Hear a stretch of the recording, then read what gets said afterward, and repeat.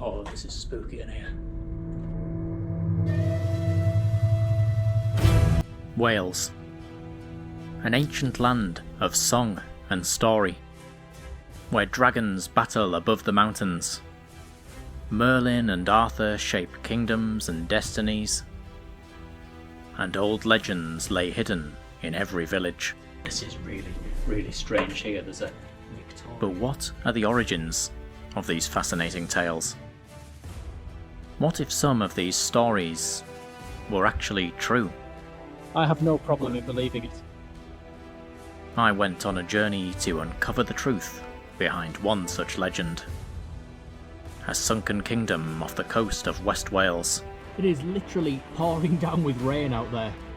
A place that has been immortalised in folklore, becoming a tale eternally retold.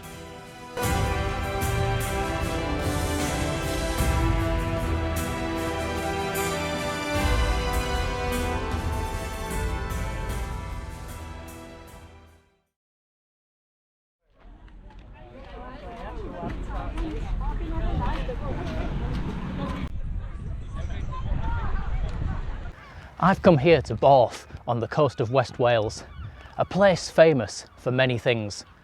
Golden beaches, cliff-top walks, and a wonderful old folk tale, a sunken kingdom, Cantre'r Gwaelod, sometimes known as the Welsh Atlantis.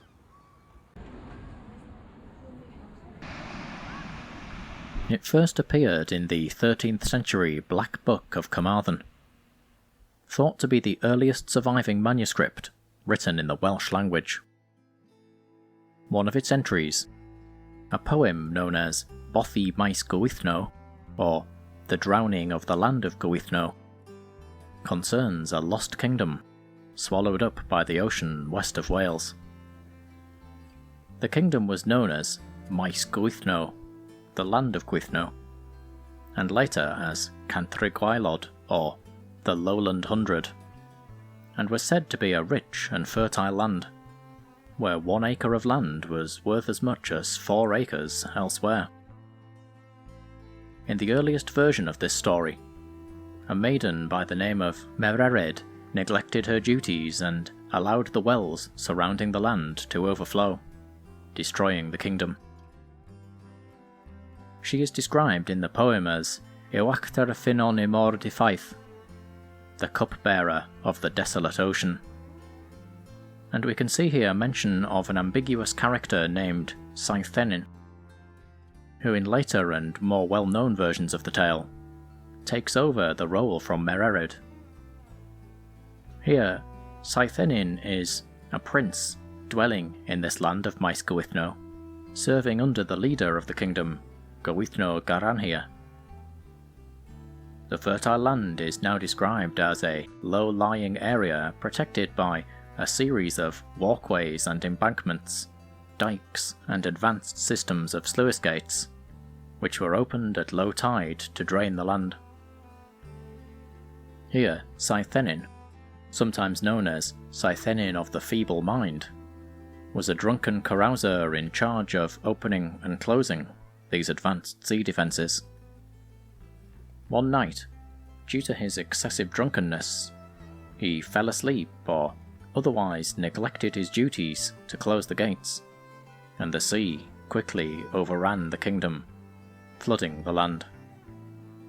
In yet another version of the tale, Saithennin's role changes yet again, and this time he is in fact a visiting king from another land, who purposely distracted Mererid as she guarded the gates, thereby making sure that this rival kingdom was destroyed forever.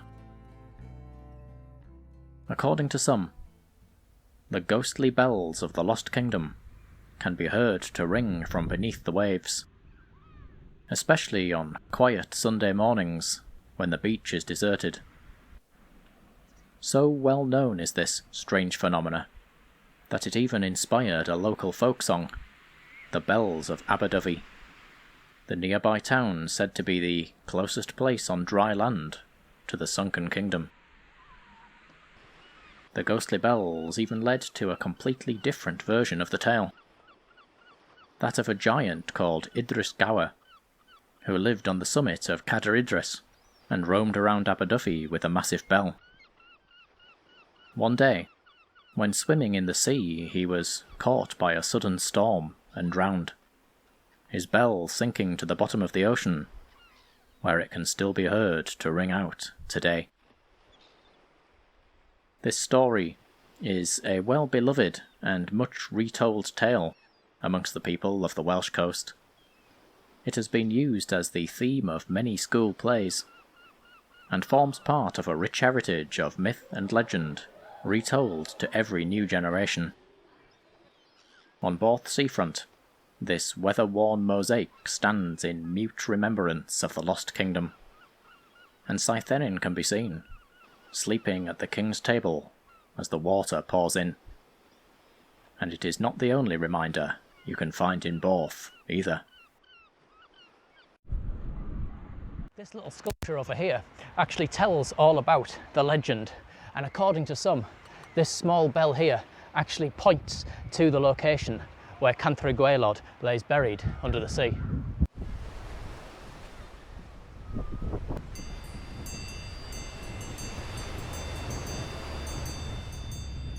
So if we believe the tale, then out here somewhere, amidst this wonderful bay, is hidden this submerged kingdom.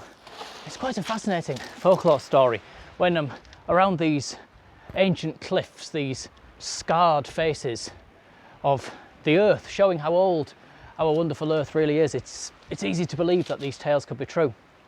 And those bells that are said to ring, those ghostly bells, it's said that they can be heard whenever Wales is in danger. So they're like a warning almost, and also a call to arms to rise up and protect Wales from whatever dangers may be about to befall it.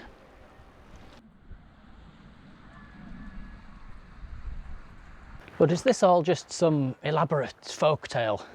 Some story we enjoy telling to improve the atmosphere of our day here in Borth? Or could the story actually be true? When thinking about the long history of Britain, the first thing which came to my mind was Doggerland, a very real sunken landmass, which existed at a lost time, when people could walk from mainland Europe to what is now the southeast coast of Britain.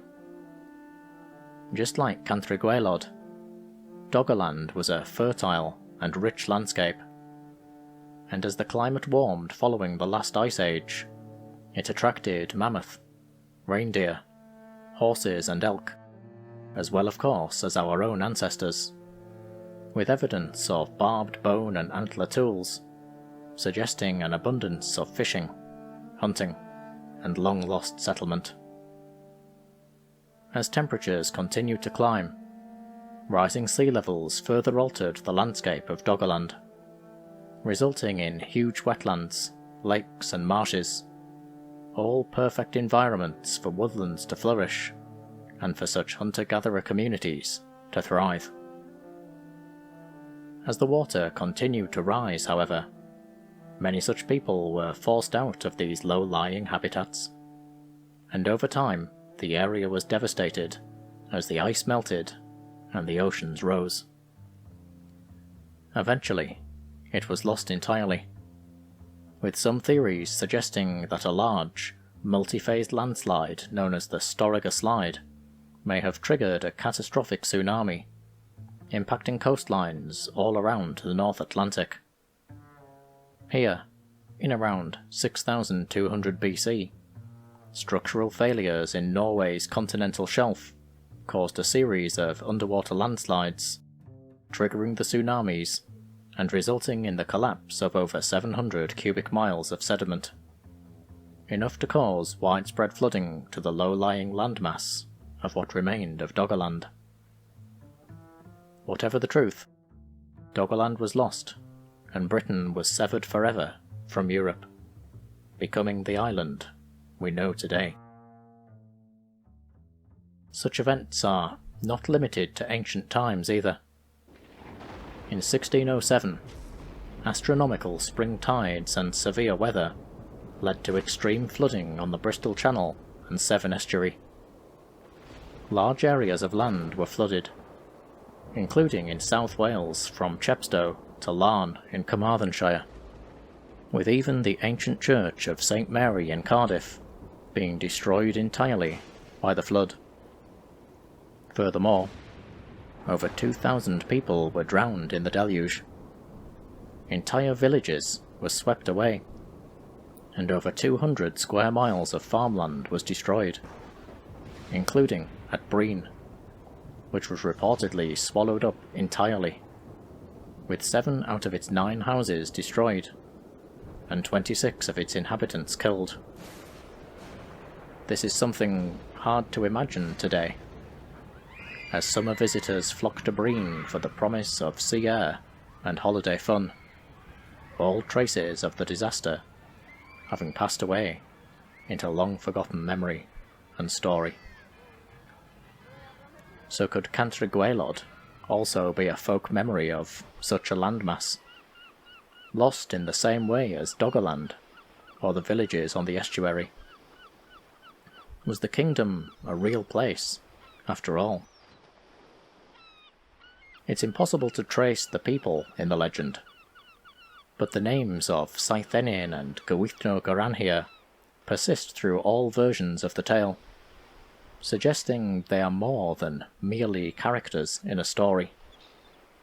Garanhir even had a son, Elfyn ap Gwythno, said by some to be the foster father of the famous Welsh poet Taliesin. But then, what of the advanced systems of gates and walkways surrounding the settlement? Unlike the people in the story, these seem more like fairy tales and allegories, metaphors for the inability to control the tides. And then there was the whole phenomena of ghostly bells heard ringing below the sea. When, and why, did they become part of the story? Folk tales are a little bit like stacking these stones up, so you've got your original truth, whatever that may be, and then over time you get people adding layers to it. So you've got the medieval people, for example, and bits of religious influence and political influence and so on, until you have a stack of different cultural beliefs and meanings. And you've got to unpack all that to get right back down to the initial story. One way of doing that is to look at folklore stories that are quite similar in tone and in theme and so on to what you're trying to actually find the origins of. So I've been researching Cantre'r Gwaelod and other folklore stories that have similar elements to them. And we're actually going to go and explore the places where these folklore stories took place to just try and see if there is anything that might point to the truth of this wonderful Welsh tale. First though, I'm going to go and spend more time on this marvellous beach.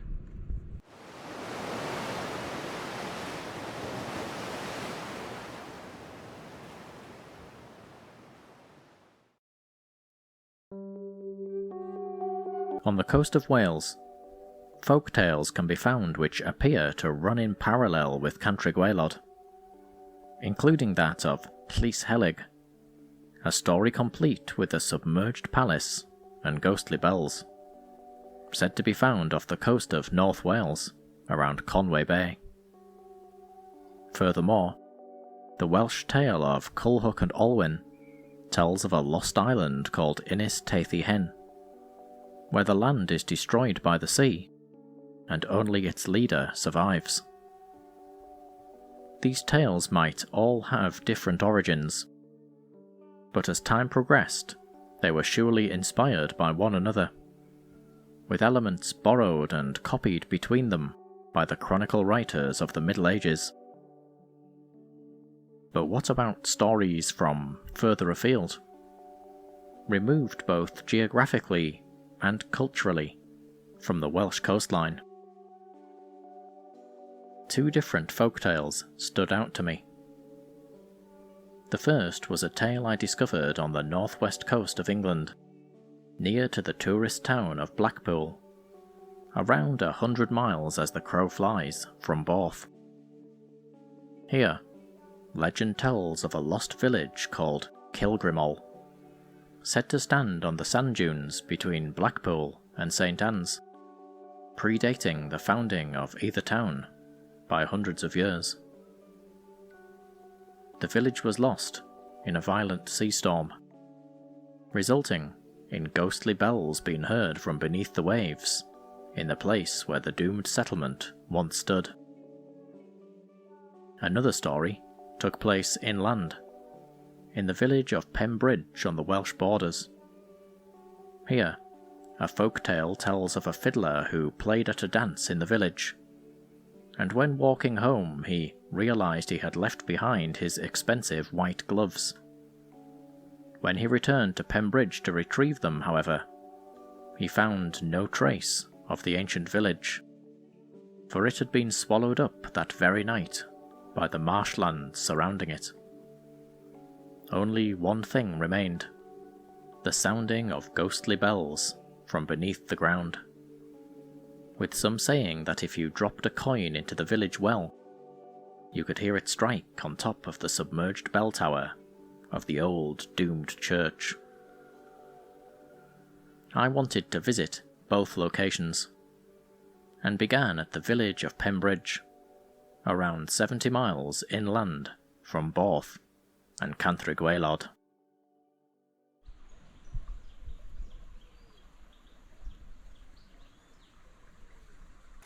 You can't get in or out of the village of Pembridge without crossing this River Arrow here in front of me, and there's a modern road bridge here which of course connects the road on the outside to the inside of the village, and that is actually what the name of this village is said to represent. Pembridge is Penna's Bridge, Penna being the name of some long-lost leader who actually founded the first settlement on this site, and of course he would have had to have created a bridge in order to actually get access to the site of the village in the first place. This, however, is most certainly not the original Penna's Bridge, but the fact that his name survives in the modern day of the village shows that there was some long-lost historic site here in the distant past. There was no longer any well in the village, and if the legend was in any way true, then the village seen today would have been rebuilt over the site of the earlier submerged one. But looking at the village, it was easy to see how such timber-framed, wattle and daub houses could be lost in fire, flood, or some ancient conflict. And indeed there was evidence of the village being lost and rebuilt throughout the early medieval period, and later damaged during the English Civil War. There was even a curious mention in the folklore archives about Viking invaders paying a visit to Pembridge. So according to local folklore, the door here to Pembridge Church, absolutely beautiful ancient door, actually once had hung here the skin of a defeated Norse invader, and it literally hung here for years until eventually it shriveled up. And that in itself shows that at some point in its history, conflict and battles and destruction have happened here.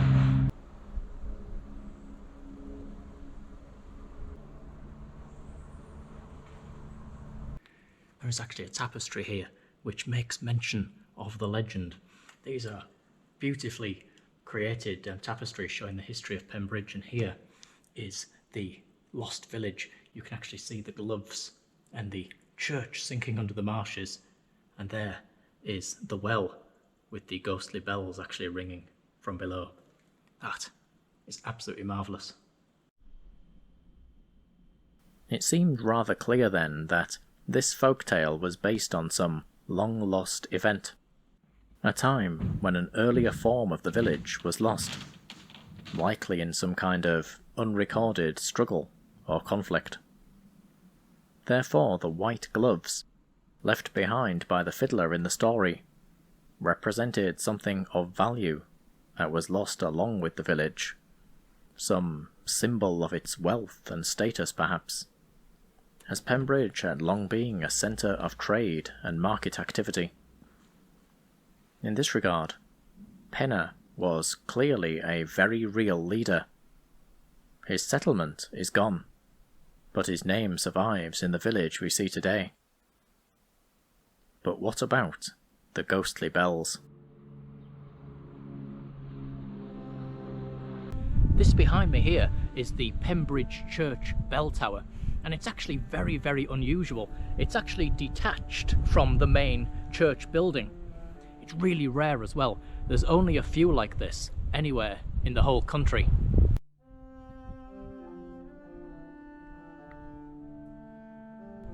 It also seems to me that if you look at this, it does almost look like a sunken church. So if you imagine this here as the top of the traditional spire of the church, all around here looks like the rest of it is buried under the ground. And it wouldn't surprise me if people coming here to see this most unusual piece of architecture wouldn't imagine it as being the remains of some older church which has literally sunk under the marshlands, just like the folklore story.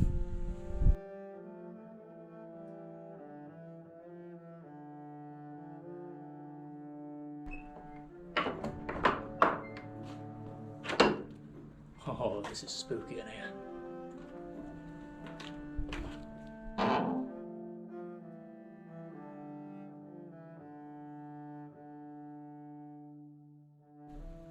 This is a very strange and spooky place, and there's actually some old graffiti over there showing that people have been coming here for hundreds of years just to see it.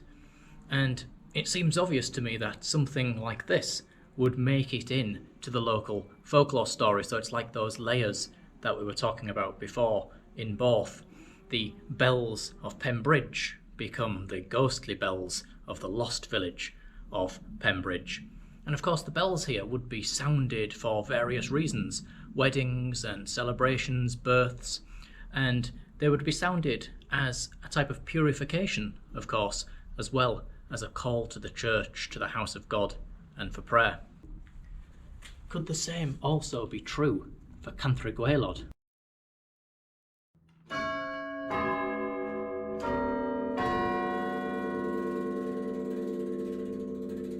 Of course, Borth is a coastal community. Its name is said to mean a port or a shelter. It's somewhere where fishermen and seamen could come in winter to gain shelter from the bitter, cold winds of the sea. And there may have been wooden structures, not quite like this, but very simple ones, built for prayer and weddings and funerals.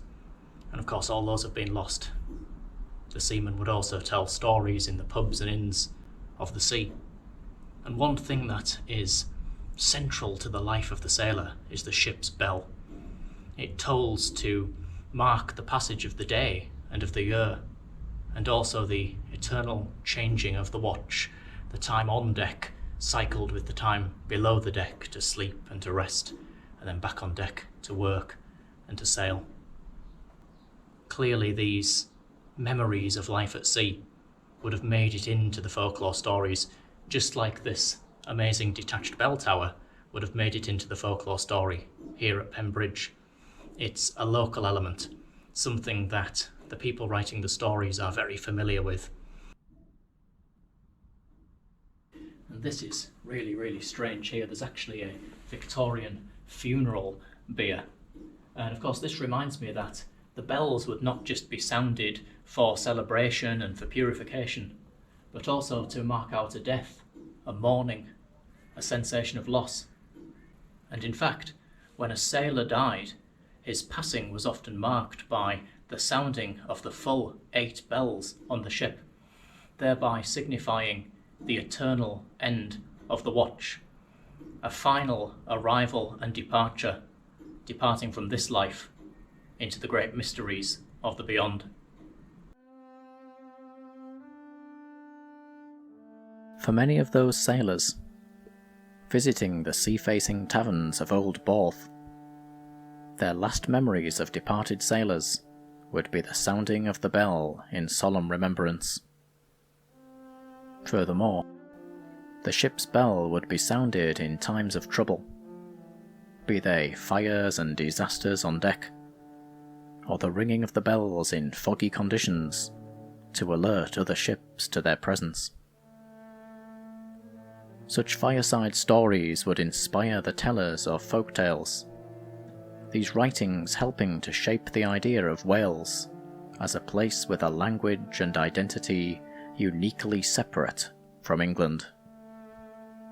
In this case, its folk stories like Cantre'r Gwaelod became part of its heritage, and the elements added to them later, like ghostly bells, took on a new form as a cultural herald and protector, as well as a symbol of what has been lost, something the storytellers remember from childhood tales told to them at their father's knee, but can now only explain in terms of allegory and myth, added with layers of local and national culture. But then, what about the other stories with ghostly bells and sunken kingdoms? Not connected with Wales, bell towers, or ship's bells at all.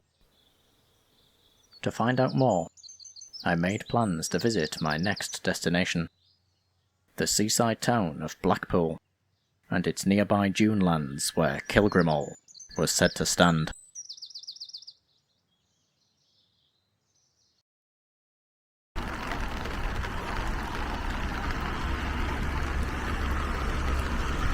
The story of Kilgrimol was, on the face of it, strikingly similar to Cantre'r Gwaelod. Unlike our Welsh Atlantis, however, it appeared to have lost most of its story, with only the vague suggestion of a lost settlement surviving in the local folklore. The name, though, held a clue, just like with Pembridge. Kilgrimol was Keel, an archaic Manx Gaelic term for a type of simple chapel. It's believed they fell out of use when the Vikings arrived, and were then later re-established, often on the same sites or nearby, this time incorporating the Viking settlers, who gradually converted to Christianity.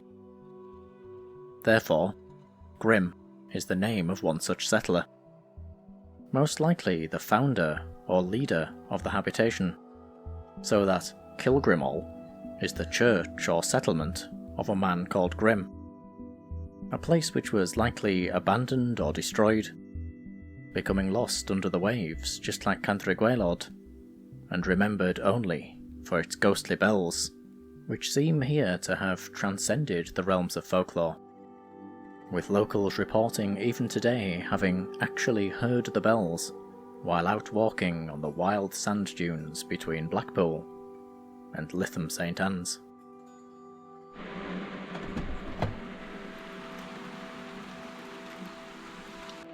It is literally pouring down with rain out there, and it's actually forecast thunder, so I don't think I can actually go and explore the dunes at the moment.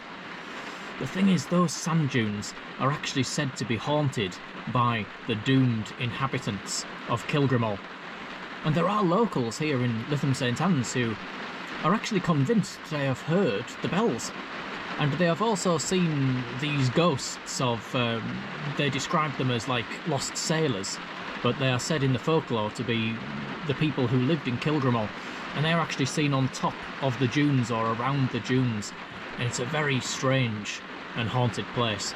In the Kilgrimol story, the bells are often said to be church bells, and so perhaps if it was a keel, it may have been, said in folklore through times to be a church, but it probably wouldn't have actually had bells like we know today.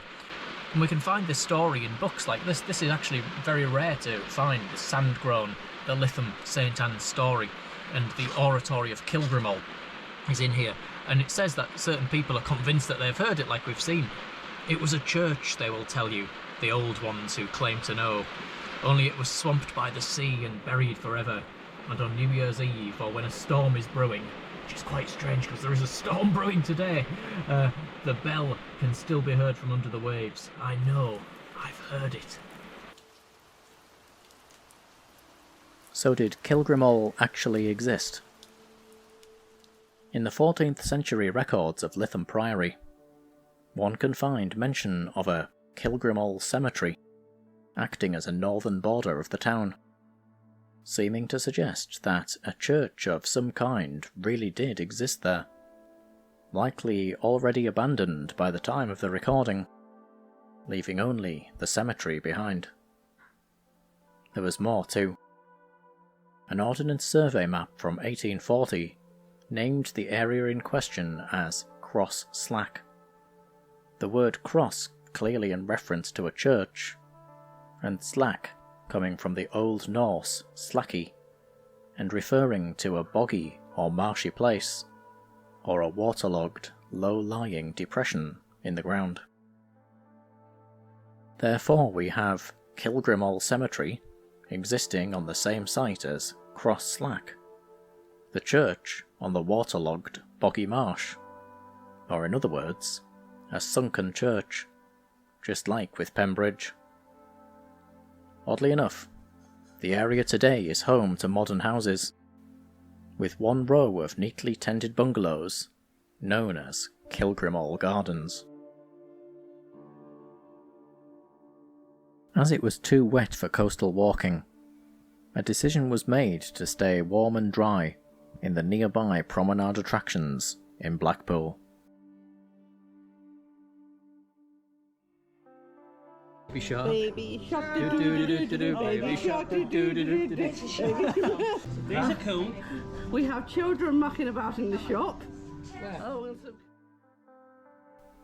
At this sea life centre, the power and majesty of the ocean was clear, and it was obvious that if she wanted to sweep away the land of Kilgrimol, leaving only the bones of the dead laying crumbling at her floor, then nothing in our power would be able to stop her. These memories turning over time into myths, and myths into even stranger stories.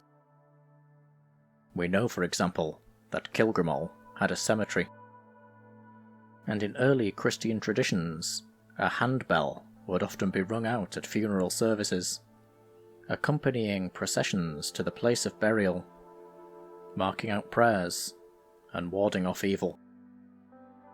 This almost certainly happened at the Lost Cemetery, and may be the origin of the ghostly bells. Whatever the truth, there was no doubt in my mind that Kilgrimol existed, and those written records seemed only to confirm it. So what about our Welsh Atlantis? Oddly enough, the same was true, with historian William Owen Pugh reporting in 1770 having seen sunken remains of human habitations around 4 miles off the Ceredigion coast, between the Ystwyth and Teifi rivers. Furthermore, in the Topographical Dictionary of Wales, author Samuel Lewis describes a series of loose stones, causeways and embankments in Cardigan Bay, dubbed Caer Gwythno, and believed to be the remains of a human settlement lost around the 2nd century AD. Before heading back to Wales, there was something else of interest on the Fylde coast, but it was only visible at low tide, and found on the nearby beach at Cleveleys, north of Blackpool. There, a petrified tree stump sits in silent remembrance of ancient times, when the landscape of Blackpool was very different indeed. When we combine this with the skeleton of the elk found nearby on the coast, along with barbed tools that were used to hunt it, then it becomes abundantly clear that human activity, as well as the settlements and shelters needed to sustain it, have indeed existed here in the distant past. This, as it would turn out, would be of some importance when returning to Wales, to the blue oceans of Cardigan Bay, and the question of the sunken kingdom beneath.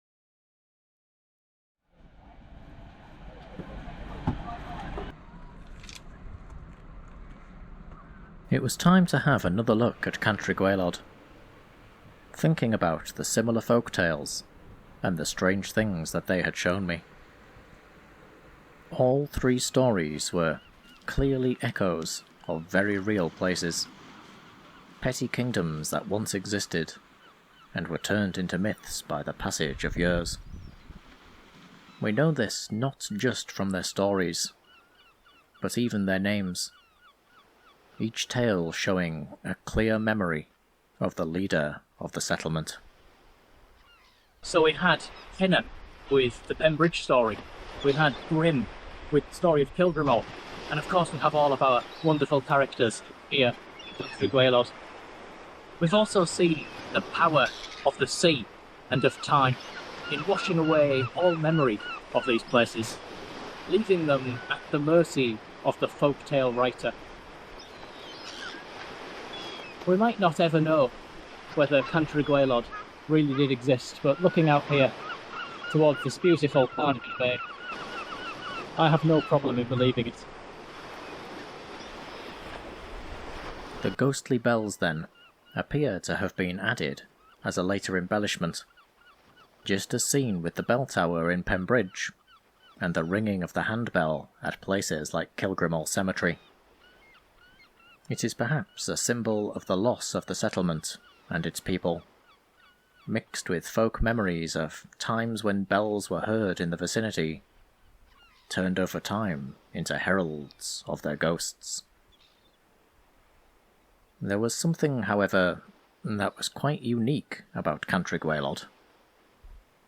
That system of walkways, sluice gates and causeways, opened and closed by Mererid or Saithennin, depending on which version of the tale you prefer.